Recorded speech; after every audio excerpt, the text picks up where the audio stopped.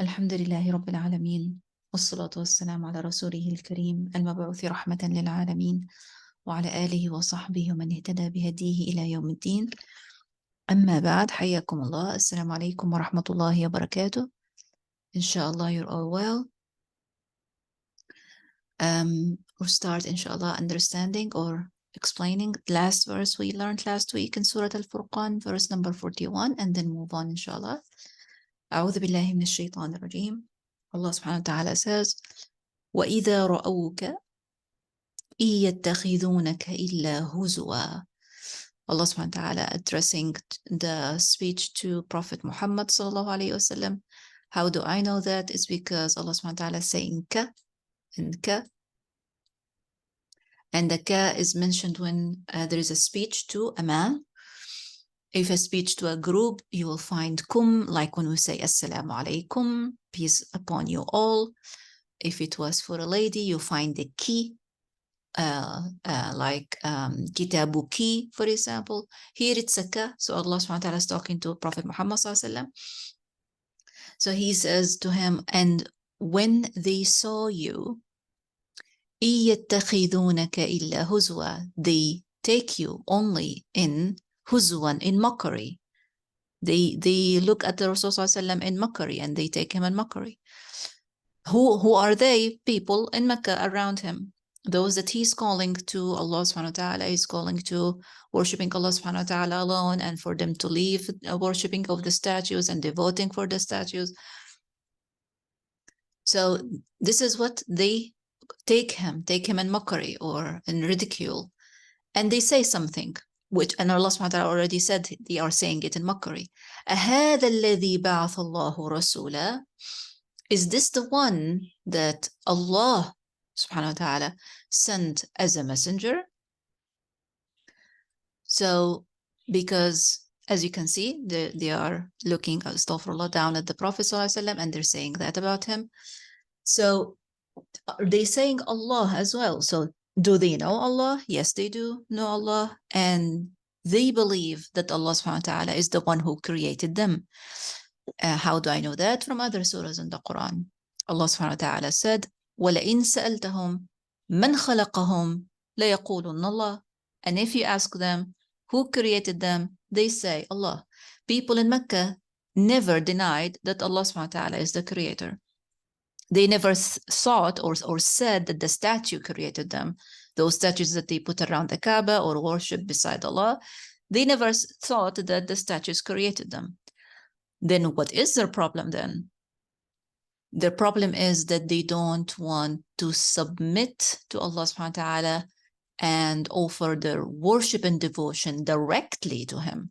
They want to worship the devotion to the statue, thinking, or the people around them, the chiefs in Mecca, those that are in power, told them that those statues will take your prayers to Allah. This is the trick. This is what they believe. So they believe that Allah subhanahu wa ta'ala is the creator, but they don't offer their devotion, their ibadah, their sacrifice directly to him. They worship it to the statues, thinking or believing or saying, it can be any of them, that the statues will take the worship to Allah. And of course, this is the what Allah subhanahu wa ta'ala sent the Prophet to correct, that the statues have nothing and they cannot even benefit or harm their own selves, and they should offer their devotion and ibadah directly to Allah subhanahu wa ta'ala. Okay, so here they say Allah, but they say, is this the one that Allah sent to the messenger?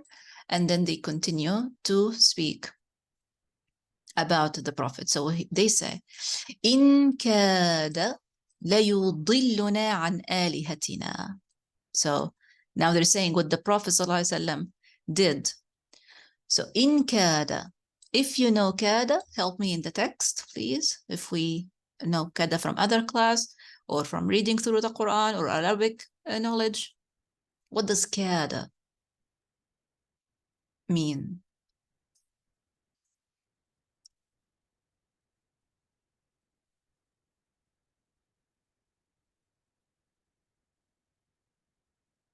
Almost. It's not it, it's he. They're talking about the messenger, but almost. So almost in English is not a verb, but kada in Arabic is.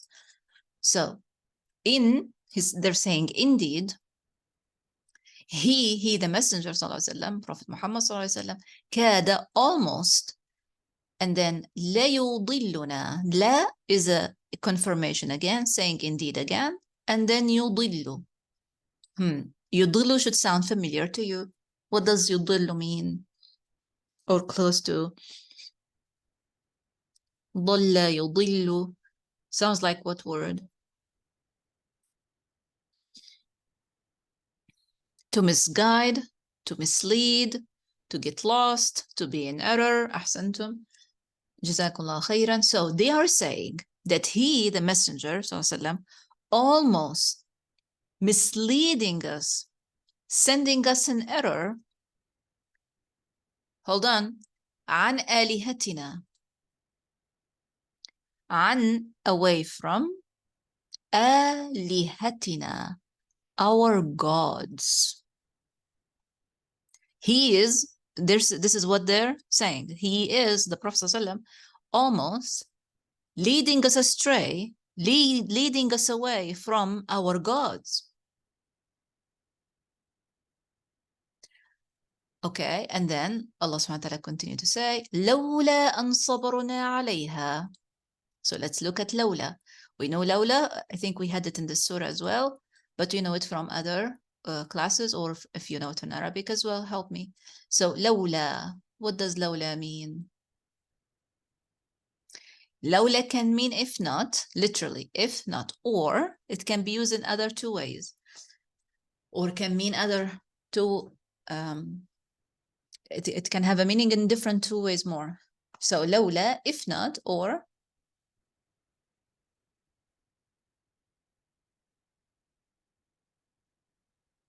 if only. So they say now, if only أن صبرنا. Do we know صبرنا? صبرنا.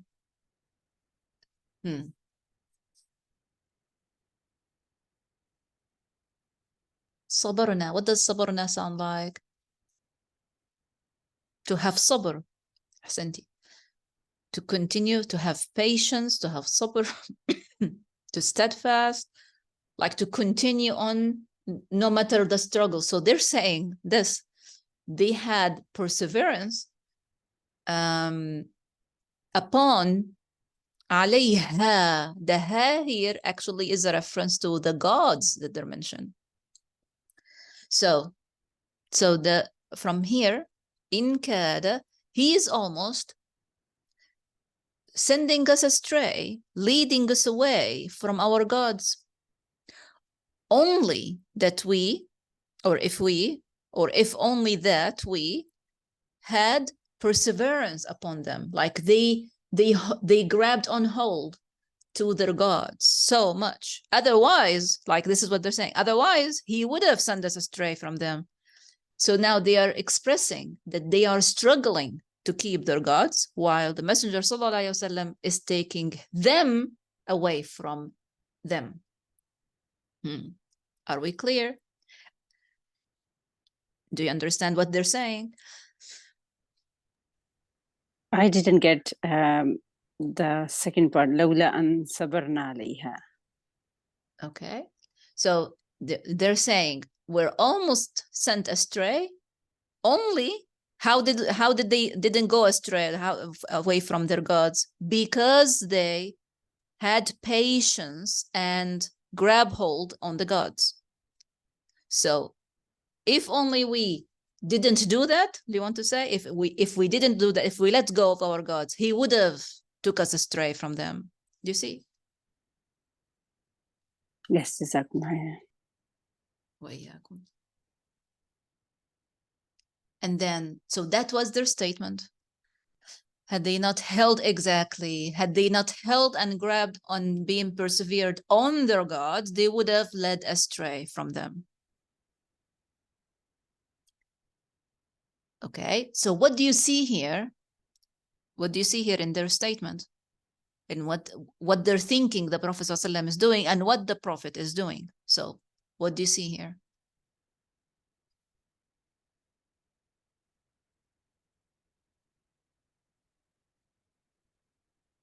They are accusing the Prophet. Okay.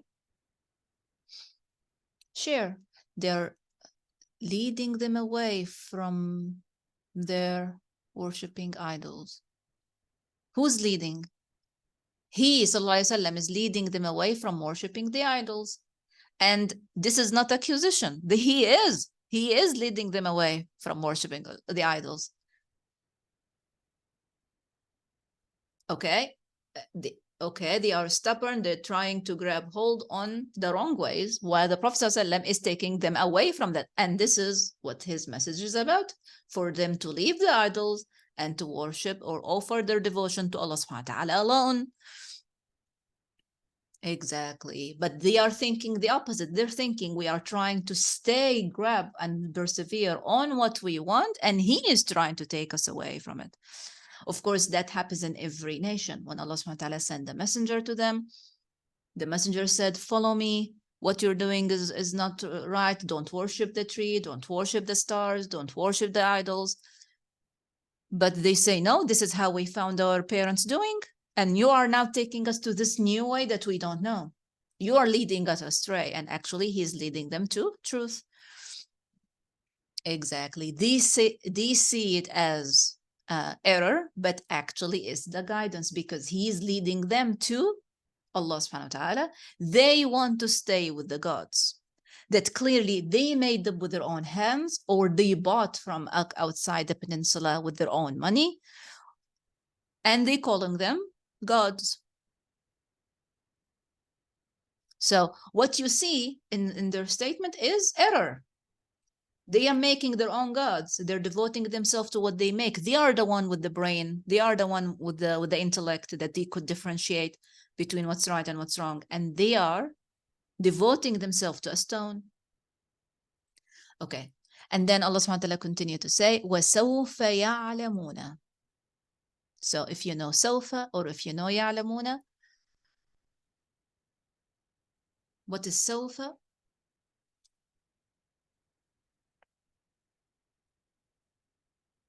سوف, not only after a while, it's like a future indicator. So will, سوف, or going to, or soon. Okay, أحسنتي. يعلمون.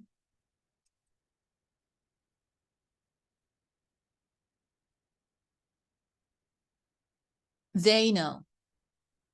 It is not a so. Sofa is not so. Sofa is will. So they will know, like my sister says. So they, how do you know, find they is in يعلمون, the waw and the noon. They will, which is the sofa, and then يعلمون, which is the verb يعلم, to know. And they will know. Allah subhanahu wa ta'ala now is giving them future news. Something they didn't know is going to happen. Allah subhanahu wa ta'ala is telling them it's going to happen. What is it? وَسَوْفَ يَعْلَمُونَ. And they will know. حِينَ يَرَوْنَ الْعَذَابَ. If you know حِينَ or يَرَوْنَ or الْعَذَابَ. Let's start with حِينَ if you know it.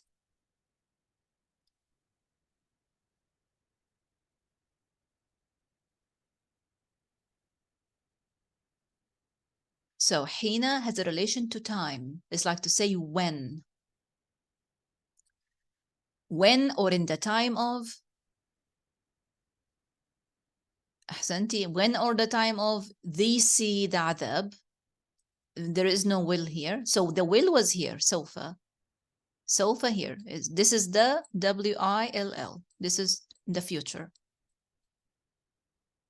So, and they will know the time they see the punishment or the torment, or when they see the torment or the punishment. من أضل سبيلا. من أضل سبيلا. من.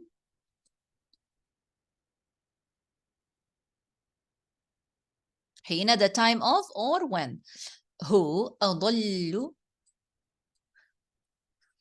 Sounds like again.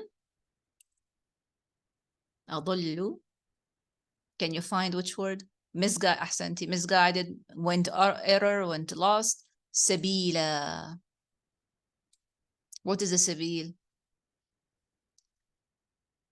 Path. So Allah subhanahu wa ta'ala is saying now in second part of the verse, and they will know, which means they will acquire the knowledge. They will see it for sure. They will see it for real.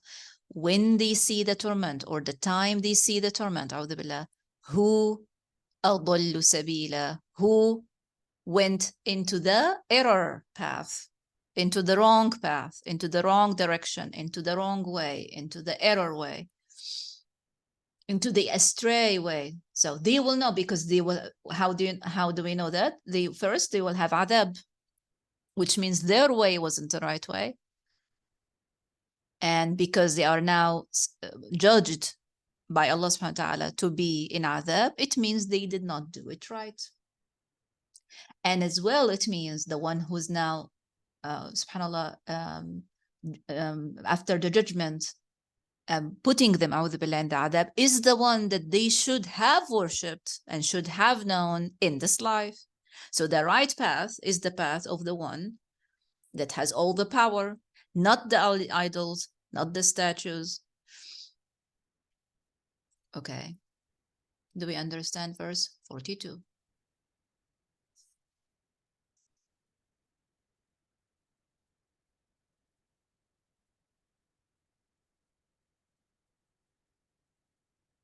Okay, أحسنتم, جزاكم الله خيرا.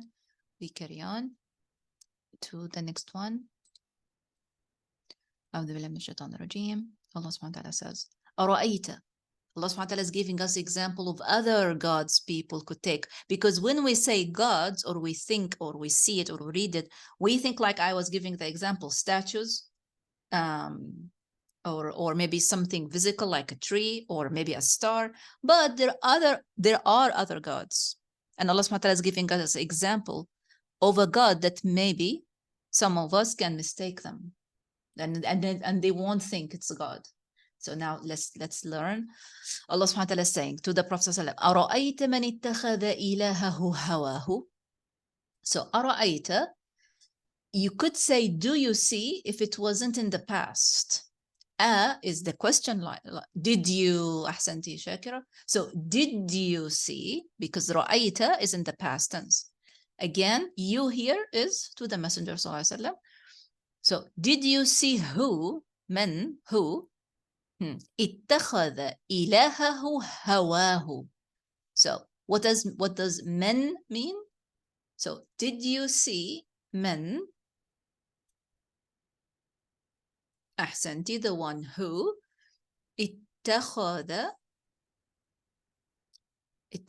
past tense, took, جزاك الله خيرا, إلهه,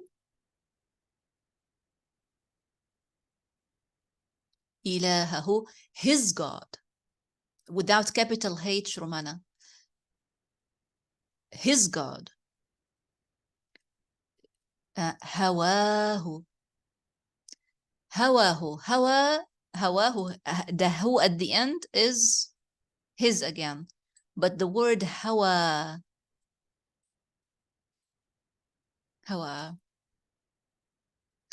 desires, if you put s at the end, it's ahwa, not hawa. It's singular. So first, let's pay attention to if it's singular or not. Here is singular, hawa. Of course, you could say desire, but when you say desire, it's a little bit not clear, because when you desire, let's say, to eat, when you desire to eat, is that wrong?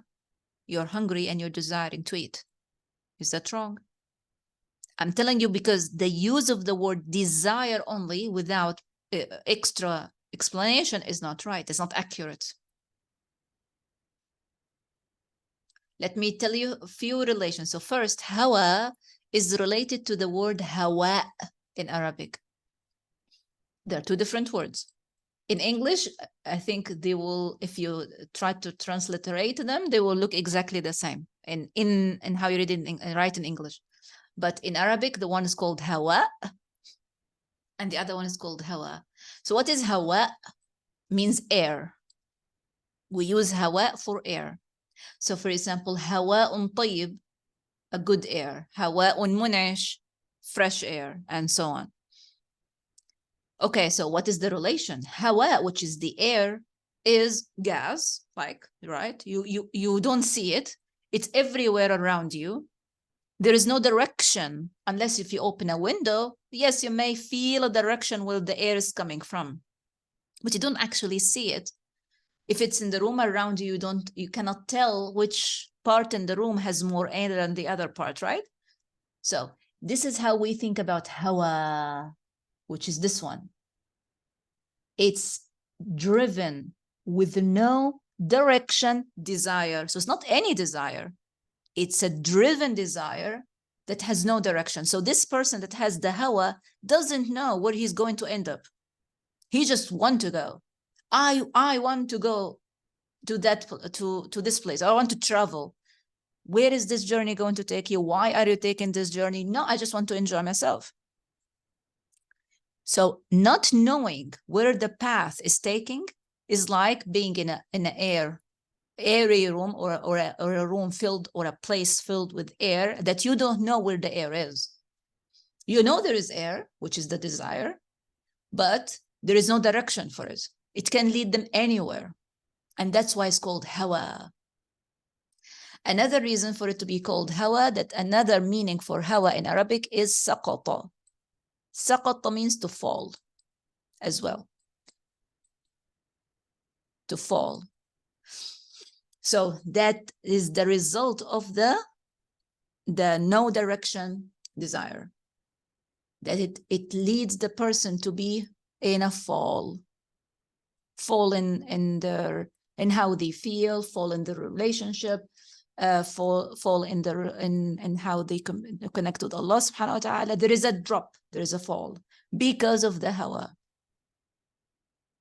So first we need to make sure that we understood what hawa is. Hawa, please don't take only desire for it. Now you have few more words to add to it. So how do you explain hawa? This one, I will take now everything out. Hawa, this one. What does hawa mean?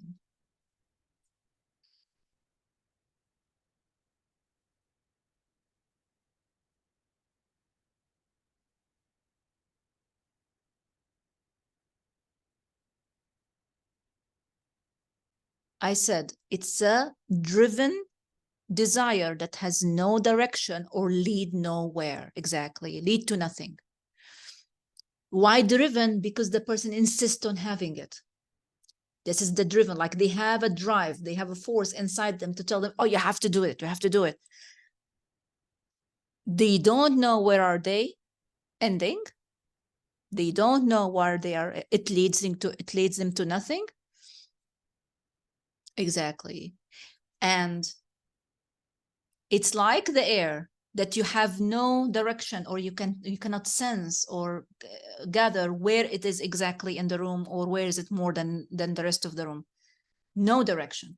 So desire driven without a direction or a destination, that is called hawa. So it's not any desire. Like we said, if you desire to sleep, you felt sleepy. Is that now your hawa? No, it's a natural desire. It's a human need, right? If you desire to eat, if you desire to drink something, if you desire to eat something salty or sweet or sour and so on, these are natural ones. So we cannot just call it desire. It's a specific desire. Okay, so now this desire is taken by this person who ittakhada ilahahu hawa, is taken by this person as a god, believe it or not. So it is not a statue, it is not a star.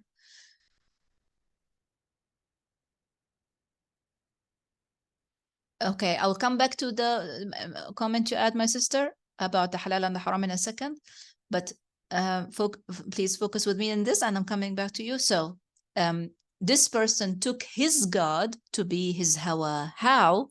He doesn't take even argument or a conversation about changing his mind. He wants to do it. He wants to do it. She wants to do it. She wants to do it. That's it. If you tell them, this is shaitan, this is not right, please rethink, please reconsider, this is what I feel I want to do. This is what I feel my heart is. Of course, this is how they feel their heart. And now their heart is not telling them the truth. Why their heart is not telling them the truth? Because the desire has no direction. And because it's just driven to lead them to nowhere. And they know it. They know it will not lead them to somewhere good. But they say, I feel this is what I want to do. I feel this is what I want to do with my life. So that strong feeling is the driven feeling, or the drive, or the force that's moving them. So they took it as a God. Means what? They want to follow it. They want to obey it. They don't take any argument about it. They don't take any discussion about it. I want to do it. I want to do it. That's it. This is me. This is my way. No. That would now take them from just desiring things and wishing for things to actually taking that desire, that driven desire, as a God. So Allah subhanahu wa ta'ala is telling the Prophet sallallahu alaihi wasallam, did you see who took his God to be his hawa, or his hawa, the driven with no direction desire, or that lead them nowhere? They took it as a God. They worship it, because God means what? The one is that the person is devoted for it. So they devote themselves for their hawa. They devote themselves for what they want to do, even if it lead nowhere. And then Allah subhanahu wa ta'ala asked the Prophet sallallahu alaihi wasallam, أفأنت تكون عليه وكيلا. أفأنت, so is a question like the first here. So are you, Allah subhanahu wa ta'ala is asking the messenger, so are you, the takunu part is the verb to be part, is the are part. So are you alayhi, upon him, wakila. Wakila is like a keeper or an attorney, or someone that will protect them, or someone that they will come back to. You cannot be their wakil. Why? Why? Allah subhanahu wa ta'ala is asking the Prophet, أَفَأَنْتَ تَكُونُ عَلَيْهِ وَكِيلًا? Are you going to be, or are you the wakil upon him? Can the Prophet be the wakil upon the one who took his God to be his hawa? Yes or no?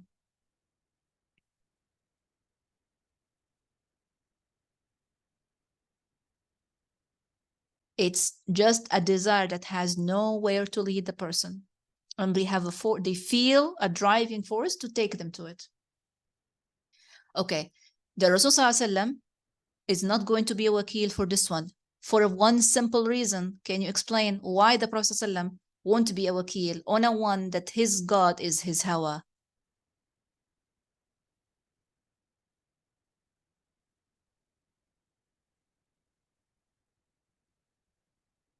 Let me give you an example. Imagine someone goes that away from his own God, because everyone is responsible for their actions. Okay, and even simpler than that, you cannot even see their God. Like if they tell you, okay, come talk to my God, you cannot even talk to it. It's inside of them. You cannot see their hawa. They are devoted for it. It is very accurate that you understand this point. They are very devoted to who they are, or the way they are. They are very committed to themselves. So they take this as their God, is his own hawa, exactly. So the Prophet ﷺ is not a wakil on them. And then, so this is another type of going astray. So there is no actually physical statue in front of the person, or physical or a star, or a tree, or a river. It's his own driven, no direction desire that will lead them nowhere.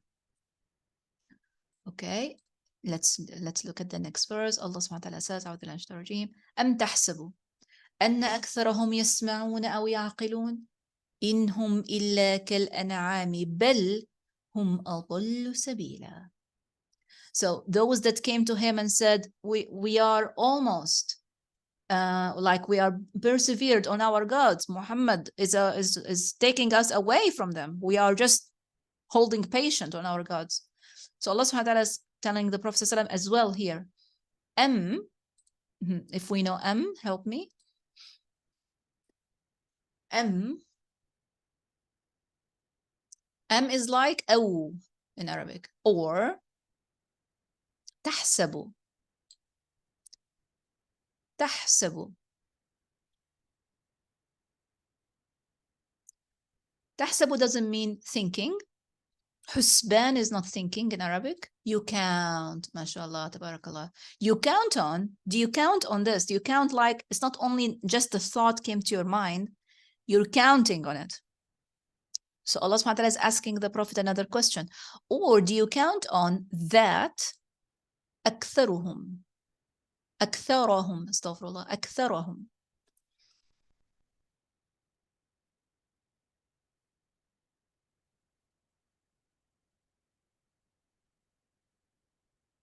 What does أكثرهم mean?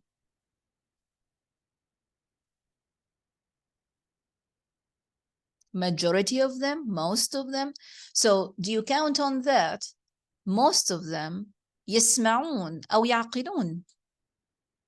يسمعون, hear or listen. يعقلون,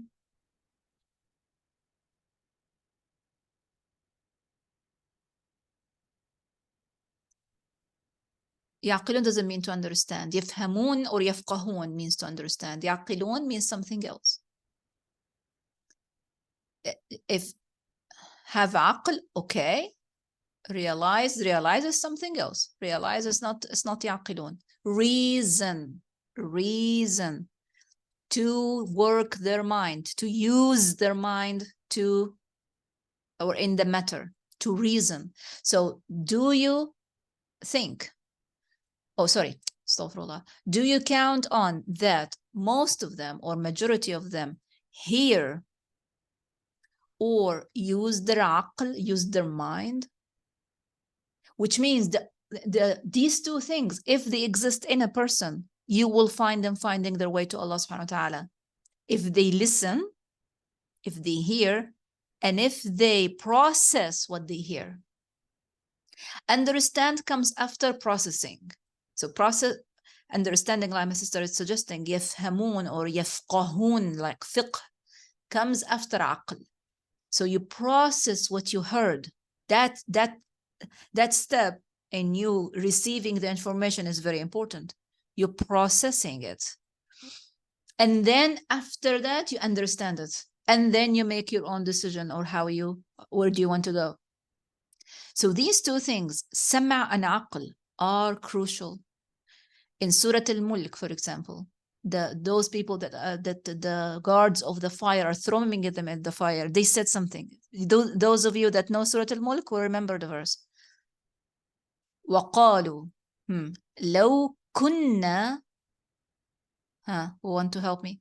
وقالوا نسمع أو نعقل. This is exactly what they said. If we were نسمع, we were listening, or نعقل, processing, using our minds, ما كنا في أصحاب السعير, we won't be from the people in the fire now. أعوذ بالله. So سمع and عقل are very important. And look at your own life and try to see, is it the problem that I am not listening? If you have a problem, of course, may Allah subhanahu wa ta'ala give you a happy, clear life close to him. I mean, but if you have a struggle, is it because you're not paying attention to listen what the other person is saying? Or is it because you don't want to process, you refuse it altogether? Sometimes when we just listen without even saying anything, most of it can be solved. And then if we actually listen and start processing it, all of it can be solved. Of course, that is just a heel we take from the Quran to our own lives. Here Allah subhanahu wa ta'ala is talking about those that were led astray and go to adhab. But It's, if we want to apply what we learned from the verse in our life, we look at the sama, listening, and we look at the aql, reasoning.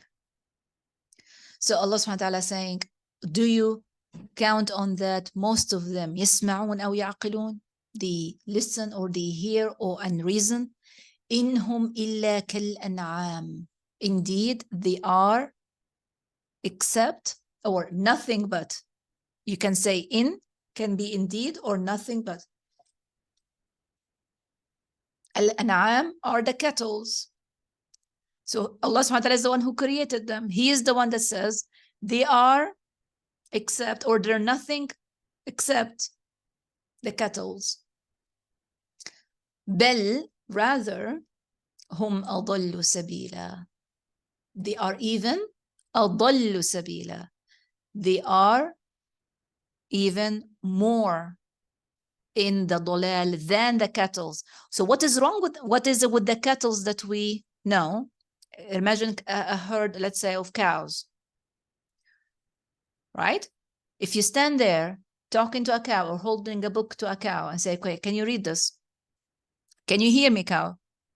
What is going to happen? Is it going to respond to you? Is it going to read what you just showed?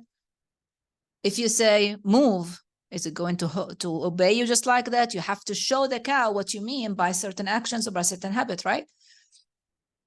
They will not understand anything.